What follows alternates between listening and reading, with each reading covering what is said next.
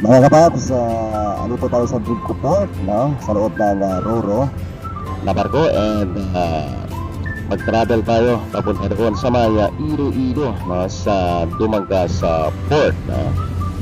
Kung makita ninyo, ang ganda ng view dito sa Maya, Bacolod City Port, no? Sa Drigco Port, kung tawagin kasi yan naman ang pangalan na nakalagay, no? Ang ganda ng view and mapansin natin ang iba't ibang klase ng mga barko na naka-standby dyan, no? Ano ba tawag sa mga barko na po na kumakarga ng mga container, no? Siguro papuntang papuntang Cebu, no? And syempre ang mga pasahero na dito sa loob ng Roro na barko, no? Naghihintay din na makaalis tayo, no? Lahat yan ay papuntang Dumangas Port, no? Montenegro na barko, ayan, standby yan, loading, no? Yung iba dyan ay nag-unload, no? Ang mga barko kasi ng mga Roro, no? Pagka ubos, unload lahat ng pasahero at sasakyan, mga truck, no? Ay agad-agad na mag-load naman ulit yan, no? Pabilisan lang, no? Pagka unload and then pag load, alis ka agad yan, no? Walang delay, no? Ang kanilang biyahe. And siyempre sa loob, no, tinitingnan din, in-inspeksyon ng taga-marina yan ang loob ng barko. Kung kompleto ba sa life jacket para naman sa seguridad ng mga pasahero, no, na magdala sa araw na to. Tingnan na view, ay iba't ibang klase ng mga barko ang naka-standby, no.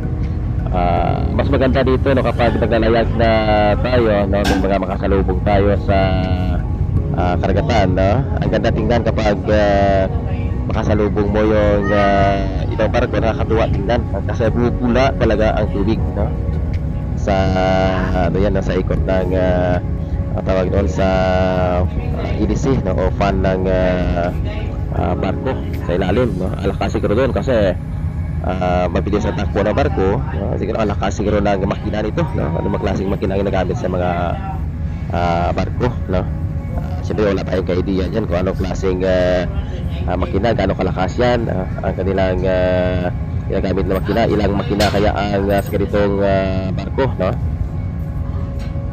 Ang ganda ng view, malinis, no? Malinis ang port dito sa may Bacolod. Ayan, ang mapansin ninyo, yun yung sa fast craft naman ng mga barko, no? Ang nagbibiyahe mula Iloilo City hanggang dito sa Bacolod, yan ang kanilang terminal, no? Ayan, magkabilaan lang kasi, no? Magkabilaan lang ang kanilang terminal sa Roro at saka sa may fast craft, no? Kahit na hindi ka na sumakay, kahit lakadin mo lang, no? Iikot ka lang sa kabila, andyan na rin ang fast craft na barko, no?